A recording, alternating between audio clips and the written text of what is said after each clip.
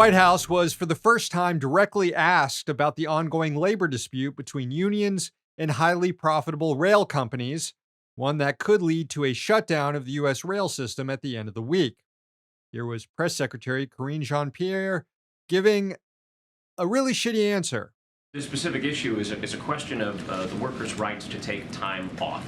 They say that they should have the right to call in sick, pay respects to their relatives when they want to take bereavement, and they're not able to do that. Is the president sympathetic to that? Because that's the primary issue here. Yeah, so as you know, the president strongly supports collective bargaining as the best process available for employers and working people to reach mutual acceptable solutions. But here's the reality, and this is what the president understands, which is, he's focused on how this is going to hurt families and farms and businesses and communities. They could be harmed by this rail shutdown. Well, that sounds like the administration is getting ready to put an end to negotiations and force the union to swallow a bad contract.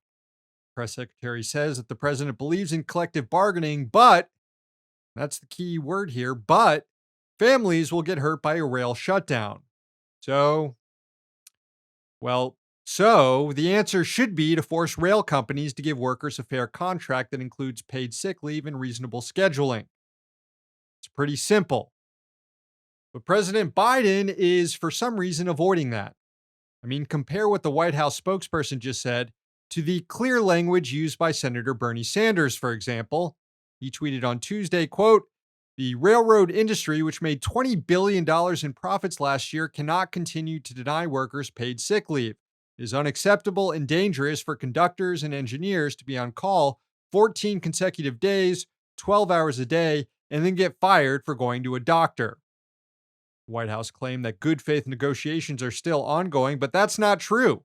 Workers are still showing up to work, but the company is taking steps to lock them out by limiting service ahead of Friday's strike deadline. Biden has been far from a neutral arbiter so far in this labor fight. The Presidential Emergency Board decided to reject workers' demands for sick leave and less exploitative scheduling practices. That's why the recommendations of the PEB were praised by all the rail companies, plus other pro-business organizations like the U.S. Chamber of Commerce. And the talking point that 10 of the 12 unions involved in negotiations accepted the PEB's framework is also proving false. I mentioned on yesterday's show that while leadership in 10 of the unions accepted the recommendations, rank and file members haven't actually voted on them yet. And on Tuesday, one of those unions that previously agreed to the framework, the Brotherhood of Railroad Signalmen, pulled its support because it realized its members would reject it.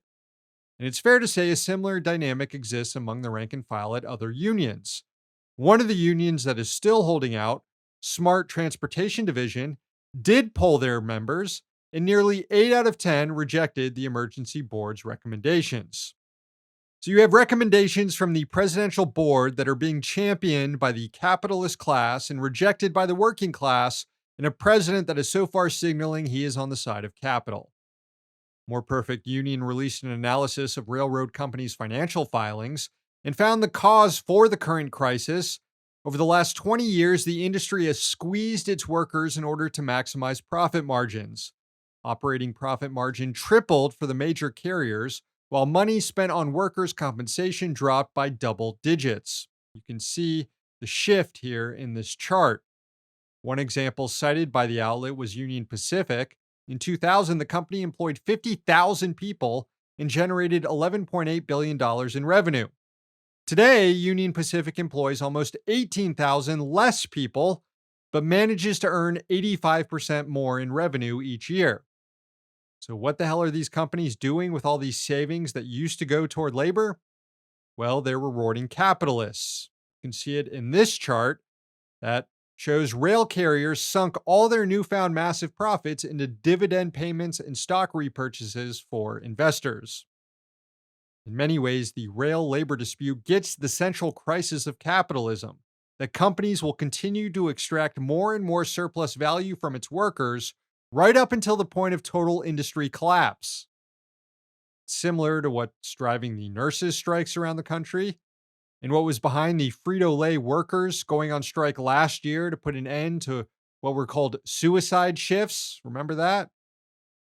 The freight rail industry is at a breaking point today because of unrestrained profit seeking. And it's the unions that are trying to fix it. If only the Biden administration and Democrats in Congress will just let them. Hey, thanks for watching. Hit the subscribe button so you don't miss any of our new videos. Also, if you want to see Means Morning News in its complete form, not just the clips we post here, head on over to Means TV and get access to all our new episodes and our entire backlog, plus tons of other great movies and original TV shows.